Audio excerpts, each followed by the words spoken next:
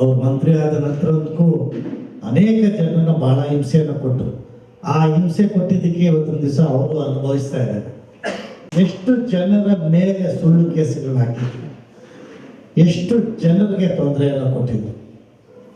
ಇವತ್ತು ಅವ್ರಿಗೇನಾಗಿದೆ, ಇದು ಭಗವಂತನ ಇಚ್ಛೆ. ಯಾರು ಯಾರಿಗೆ ತೊಂದರೆ ಕೊಟ್ಟರೆ ಅವ್ರು ಅನುಭವಿಸ್ಲಿಕ್ಕಾಗ್ತಿದೆ.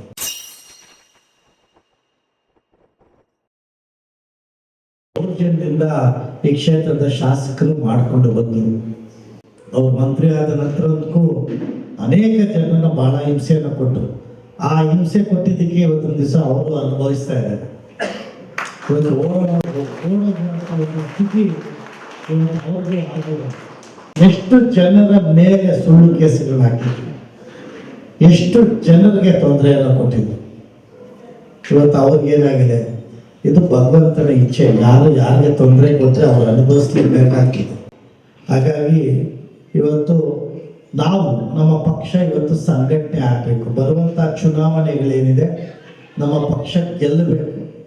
ಆ ನಿಟ್ಟಿನಲ್ಲಿ ಇವತ್ತು ಪ್ರತಿಯೊಬ್ಬರ ಹತ್ರ ಹೋಗುವಂಥ ಒಂದು ಅವಕಾಶವನ್ನು ನಾವು ಬಳಸ್ಕೊಳ್ಬೇಕು.